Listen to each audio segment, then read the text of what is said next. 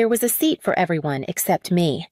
I stood in the doorway of the dining room holding a small wrapped gift in both hands. The house smelled like cinnamon-baked ham and pine. Someone had taken time with the table candles lit, name cards in careful cursive crystal glasses catching the soft light. My name wasn't there. At the head of the table sat my older brother Colin, still broad-shouldered, still wearing that smirk like it was stitched to his face. He was slicing into the honey ham like he owned the moment. Maybe he thought he did. Lana was beside him. My cousin. She wore one of my mother's old scarves, silk pale green, the one Mom used to save for Christmas Eve services. Lana sipped from her wine glass like she belonged here, like she'd always belonged. I looked around again. Maybe I missed something. Maybe a chair had been pulled away to make room for the pies. But no, the table was set, full, complete, without me. I turned to my mother Joyce. She was arranging sweet potatoes in a dish with marshmallows avoiding my eyes. When I opened my mouth to speak, she glanced at the turkey like it had just asked her a question. "I think—" "You forgot my seat," I said, keeping my voice low. Colin didn't even pause chewing. Without looking up, he said it flat clean like it cost him nothing. "It's outside. With the dogs." There was a breathless silence. Lana let out a quiet snort. One of the second cousins shifted in his chair. A fork clicked against porcelain. But no one said a word. No one laughed. No one objected. I stood there, cheeks burning. I wasn't sure what stung more, that he said it, or that everyone else let it stay in the air like a prayer no one would claim. I could have turned. I could have said something loud, made a scene. But instead, I stepped forward, set the small box down in front of Colin's plate, then leaned in close enough that only he could hear "check under your plate." And I walked out. Didn't wait for anyone to stop me, didn't look back. Just stepped into the December night and let the cold tell me I was still alive. When I was little, Christmas was my favorite day in the whole world. Back then, the tree stood by the living room window, not some carefully curated photo op, but a slightly lopsided pine with mismatched ornaments we'd collected over the years. Colin and I would argue over whose turn it was to hang the glass reindeer, the one with the cracked antler. Dad would break up the fight by holding it himself and declaring this one's for peace. And peace doesn't pick sides. That was our dad. Russell Blake. He smelled like engine oil and cedar chips and always had a grease stain on his shirt, even at Christmas. But when he smiled, the whole room felt steady. He'd ruffle my hair and say, "You've got grit, kid. You're gonna outlast all of us." I didn't know what he meant then. I thought he was just being funny. Now, I think, maybe he saw something even I hadn't. Colin used to be different too. He and I once built a snow fort so high we couldn't see over it. I slipped on the ice trying to climb it and busted my lip, and he cried harder than I did, brought me inside yelling for Mom, wrapped me in a blanket and said, "You're not allowed to die. Ever." That version of him, the one who gave me the last piece of fudge and let me sit shotgun when we went to get firewood, I don't know where he went. I don't know when he left. And Mom, she used to sing while cooking. Her voice was soft, barely in tune, but I remember the way she'd hum Silent Night while peeling potatoes. Sometimes she'd twirl in her slipper's apron, flaring just a bit when she thought no one was looking. I looked. She used to make sure my favorite mug white with faded holly leaves was waiting on the table with hot cocoa and too many marshmallows. I didn't see it this year, didn't expect to, but I still noticed. What happened to that house? What happened to the people who lived in it? Was I the only one who remembered the good parts? Because somewhere along the way, the laughter turned sharp. The warmth cooled. And Colin started speaking for the family like it was his to interpret. My voice got smaller. My name showed up less. Until one day it stopped showing up at all. And still I kept showing up. Hoping it was just grief. Hoping it was just stress. Hoping they'd see me. But hope can go blind if you feed it long enough. And I think mine did. It didn't happen all at once. There wasn't a fight or a slammed door or some dramatic falling out. No one yelled at me to leave. No one said you're not family anymore. They just stopped including me. At first it was subtle. I'd call to check in on Dad. This was back when his memory started slipping, when he'd forget the names of tools, or call me that girl on the phone. And Colin would answer upbeat as ever, "Dad's resting right now. I'll let him know you called." A few days later, I'd try again. "He's in a fog today. Not the best time." Eventually, I stopped hearing Dad's voice altogether. Just updates filtered through Colin, always wrapped in concern. Always protecting someone. Mom started deferring too. I'd ask how she was holding up, and she'd say things like, "Colin's been such a help. He really knows how to handle things. It's just easier when things go through him." At first, I didn't push. I told myself they were tired, that maybe I was being sensitive. I was living in Austin then, working long hours at a marketing firm. I sent money home every month, paid part of the roof repair without being asked, booked flights back for every major holiday. Still, I started noticing things. One Christmas, my old stocking was missing from the fireplace mantel. I found it later stuffed in the back of the hallway closet. The framed photo of me and Dad, taken on the day he gave me his old toolbox, vanished from the wall. In its place was a new photo, Colin and Lana at the garden center, holding a flat of mums like they'd just saved the family homestead. I told myself it didn't mean anything. Then, one Sunday, I logged onto social media and saw pictures from what they called an impromptu family dinner. All of them. Around the same table I used to help set, laughing, toes touching under the chairs I once sanded down with Dad. No one had called me. No one had even thought to mention it. When I asked Mom about it, she said it was last minute. "You live so far. We figured you wouldn't want the hassle." She didn't hear the way her words landed, or maybe she did and chose to let them land anyway. From then on, the pattern was clear. Decisions were made without me. About Dad's treatment, about the house, about finances. Colin explained everything after the fact, always with a tone that made it sound like he was doing me a favor. "Didn't want to bother you while you're busy. It's just easier this way." Easier. For whom I wasn't angry. Not yet. Just confused. Off balance. Like someone had slowly been turning the volume down on my voice until I couldn't hear it myself. They never told me to go. They just stopped saving me a seat.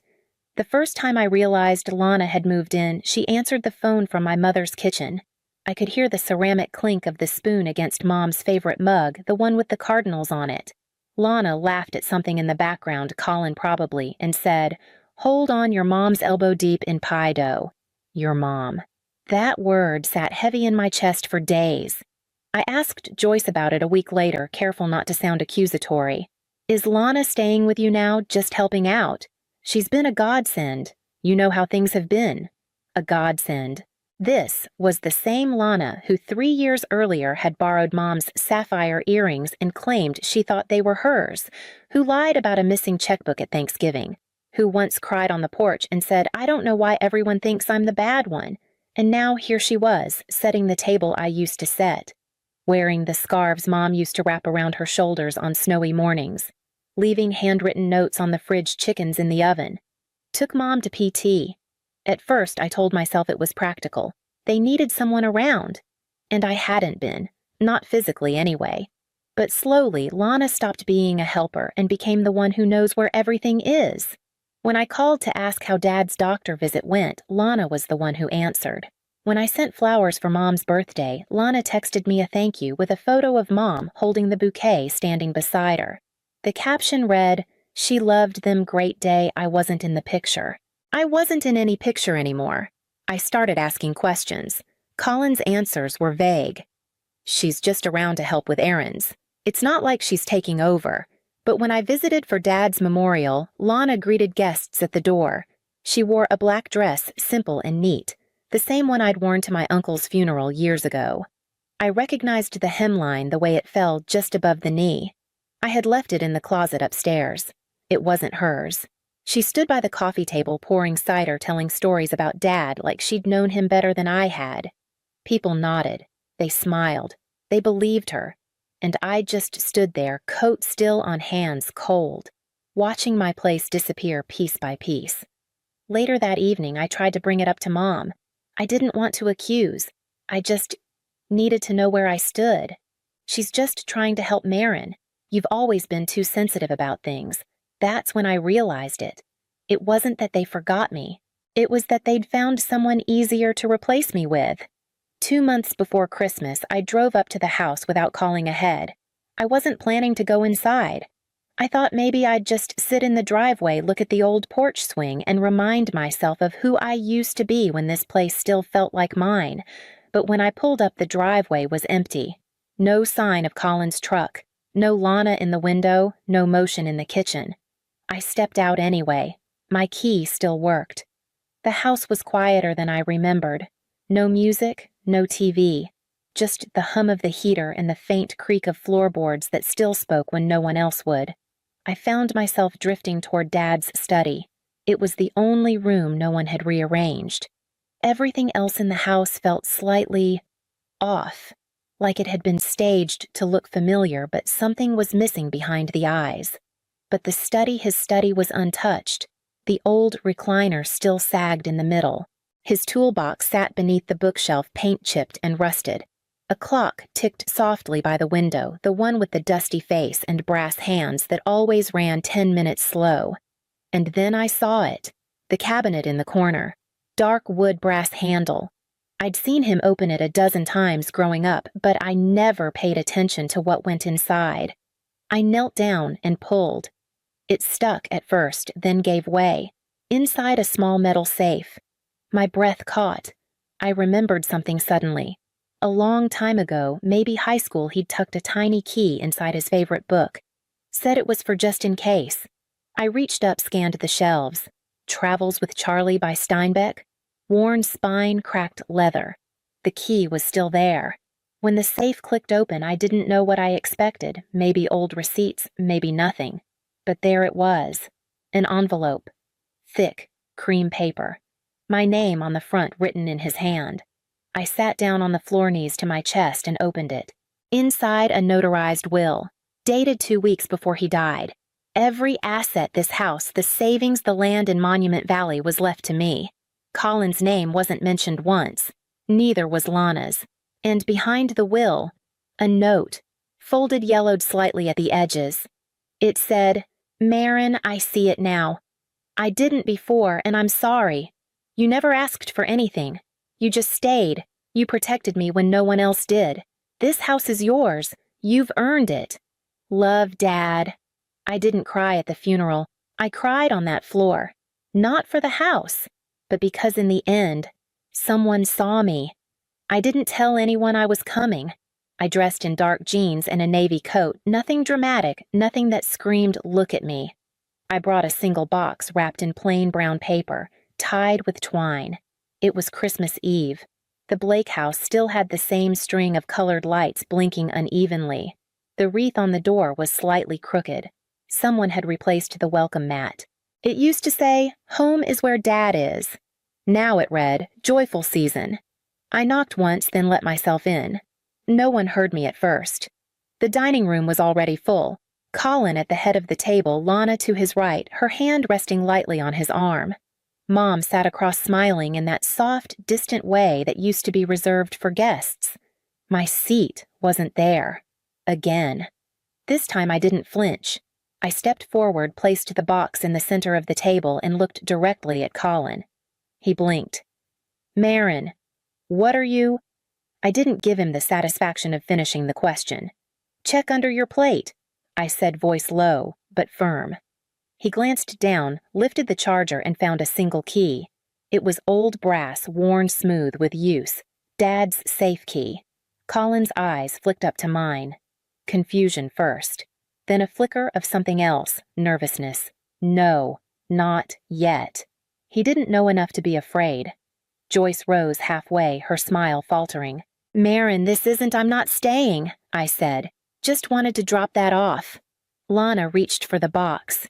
"Is it a gift?" I looked at her for the first time all evening. Looked through her, really. In a way. She flushed, hand retreating. I turned toward the door. No one followed. No one asked me to stay.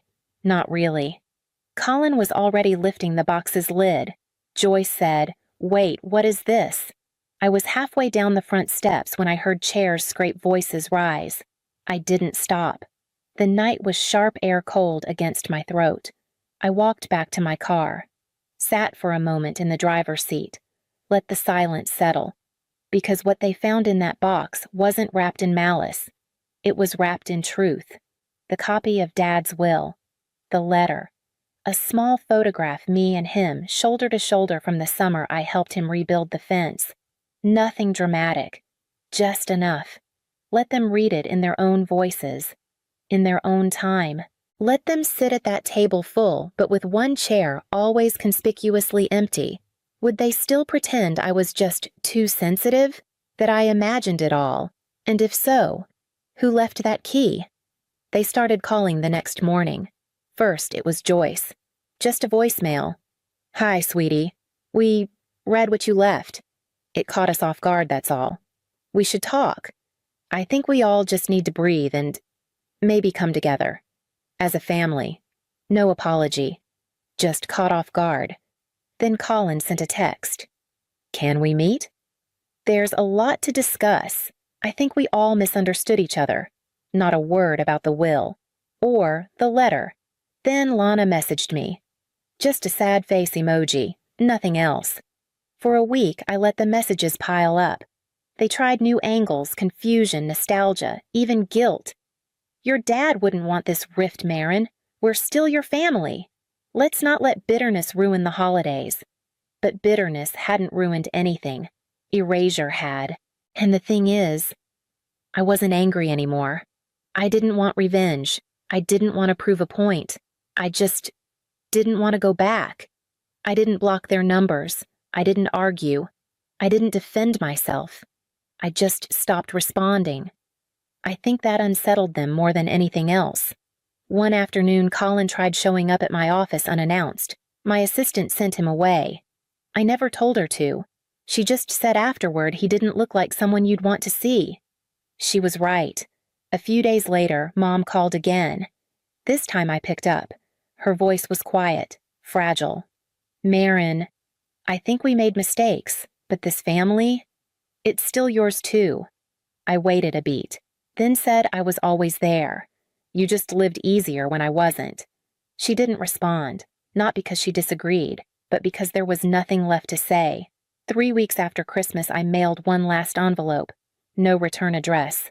Inside, the original photo of Dad and me, the one from the fence rebuild, the one that had been quietly taken down from the hallway wall years ago.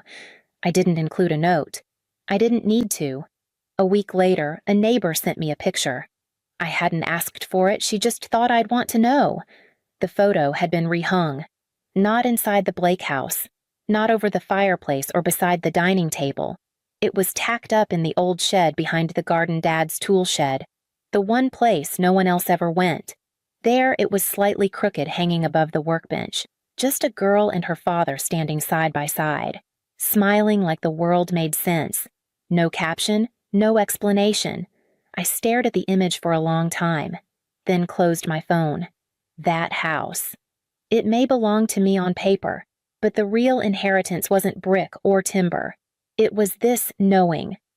I never needed them to admit what they did, because the truth already exists, and it doesn't go away when ignored.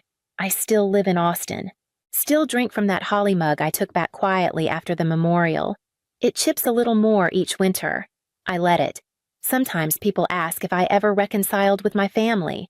I tell them I was always part of the story. They just wrote around me.